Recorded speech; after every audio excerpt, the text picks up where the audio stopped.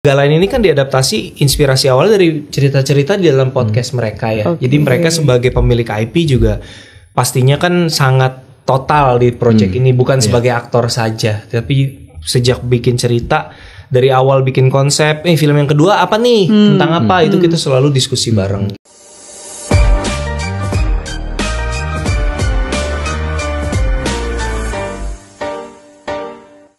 Jadi ada kabar baik dari Ko Ernest karena Agak Lain 2 mau rilis ya. Boleh dong cerita-cerita sedikit nih. Agak Lain 2 ada bedanya ya Ko Ernest.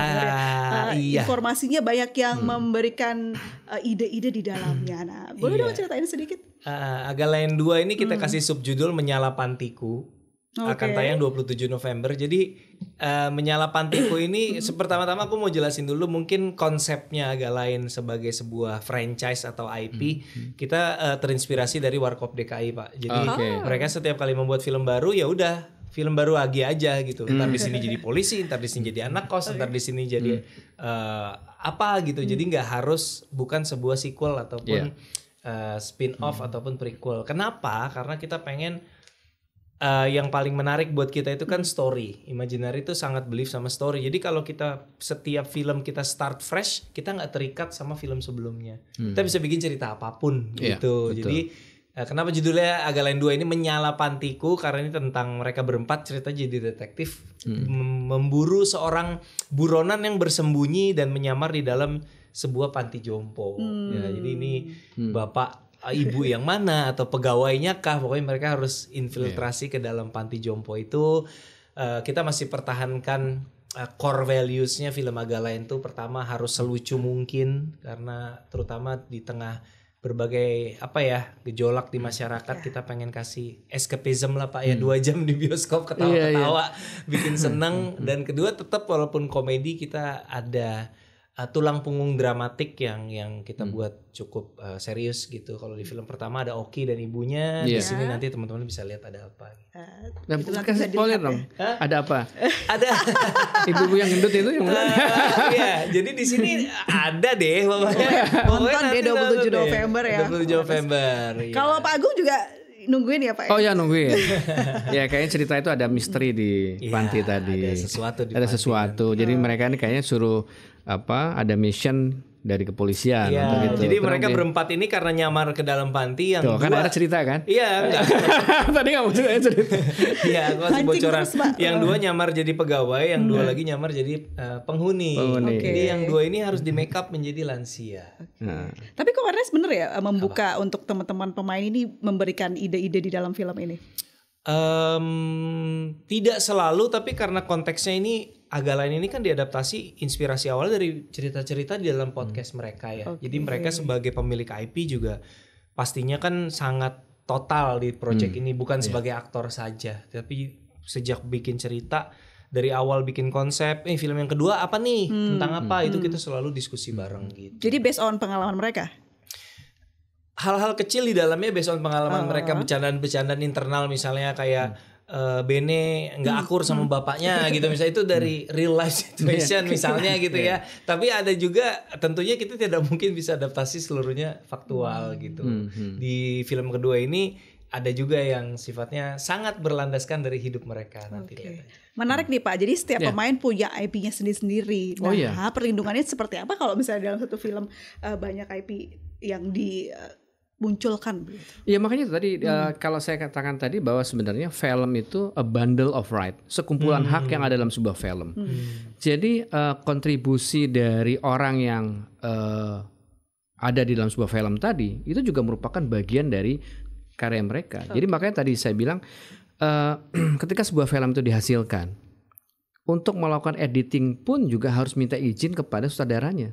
Karena sutradaranya tahu nih yang mana yang kontribusinya dari scriptwriter yang masuk ke tadi, yang memang punya bagian tertentu yang memang berkaitan dengan ekspresi dari si pemainnya. Kan kalau salah potong jadi jelek ya Pak. Nah aneh. Itu dia. Jadi editing itu juga merupakan bagian dari hak yang harus diperhatikan. Gitu. Jadi nggak orang sembarangan. Mamanya ketika mau masuk ke sebuah channel gitu ya di platform televisi gitu, misalnya televisi gitu. Terus kemudian hanya sekian menit nih, tapi film ini panjang 2 jam. Ada bagian-bagian yang dipotong. Nah untuk motong itu harus minta izin dulu pada tidak merubah. Iya, itu apa namanya dalam hak cipta sebagai hak moral ya, harus diperhatikan. Dan sutradara atau produsernya juga harus bisa memperhatikan orang-orang yang terlibat, gitu kan? Ketika film ini booming, ya tentunya juga harus ada royalties atau fees buat mereka yang baik gitu ya. Karena itu kan kaitan dengan mereka yang juga bagian dari film tadi. Nah, saya juga perlu tahu nih bagaimana cara pembagian di film tadi, karena banyak nih yang berkontribusi kan. Dan saya lihat juga sukses story-nya kan, terus film ini imaginary, terus bikin film-film yang akhirnya digemari masyarakat. Sejauh ini kerepotan nggak untuk mengurus hak cipta tersebut, Ko Ernest, atau sudah biasa? Enggak sih, cukup lancar. Aku rasa sekarang di Indonesia kita perlahan-lahan sudah mulai punya infrastruktur sistem yang cukup. Pak Agung, kalau di Indonesia sendiri sudah ada nggak sih yang mengatur tentang ya hak cipta kolaboratif, ataupun mungkin ketika di film ada improvisasi itu juga dilindungi oleh hak cipta? Iya, artinya gini, setiap yang orang yang kan hak cipta itu tidak melindungi ide, tapi ekspresi dari ide. Jadi ketika orang punya ide yang sama tapi ekspresinya beda, ekspresinya baru, tetap itu merupakan karya cipta, dilindungi hak ciptanya. Ya tadi seperti contohnya tadi, umpamanya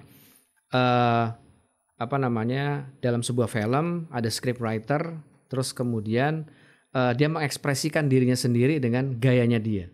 Itu merupakan bagian dari ekspresi dia, gitu, dari penampilannya dia, dan itu sebagai performer, sebagai pelaku pertunjukan itu dilindungi, gitu. Oke.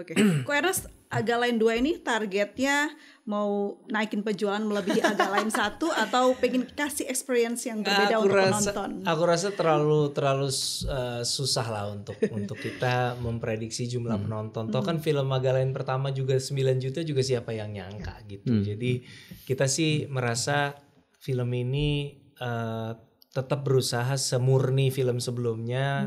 Objektifnya sangat clear, yaitu bikin film selucu mungkin, menghibur orang sebanyak mungkin gitu. Kita pengen orang Indonesia bisa datang ke bioskop dan ketawa dan happy, at least selama 2 jam itu mereka happy gitu. Jadi itu sih. Ini yang menarik ya, kalau seorang seniman yang original gitu, yang murni bikin karya, dia tidak pernah membicarakan hasil. Yang penting saya bikin film yang paling bagus. Atau seorang seniman, saya bikin karya yang paling baik. Saya tidak tahu bagaimana nanti, itu urusan nanti. Kan gitu. Sekarang kan berarti bikin targetnya bikin film bagus, orang ketawa, udah itu that's it. Gitu itu kan. Yang perlu diapresiasi. Yang diapresiasi. Nah, untuk bentuk apresiasi kita persilakan Ko Ernest untuk bilang ke masyarakat pentingnya menonton Agak Lain 2 di bioskop, bukan di TikTok, bener ya? Nah, berikan alasannya kenapa harus di bioskop bukan di TikTok. Iya. Kemana? Ke situ. Ya teman-teman, film Agak Lain yang kedua judulnya Menyala Pantiku bakal tayang serempak di bioskop tanggal 27 November. Tapi tanggal 15 dan 16 kita bakalan ada special screening menyambut tanggal 27, kita nonton bareng di 27 kota. Jadi kalau ada di kota kamu bisa nonton duluan, silakan cek informasi lengkap di Instagramnya imaginary.id gitu. Oke, terima kasih. Ada yang ingin disampaikan Pak Agung? Jadi ingat lagi, nikmati karyanya, pahami hukumnya. Pahami hukumnya. Jadi jangan bikin parodi, jangan bikin mutilasi film ya. Itu karena juga melanggar IP-nya Ko Ernest. Karena Ko Ernest pasti akan sakitnya di sini kalau. Sakitnya di sini.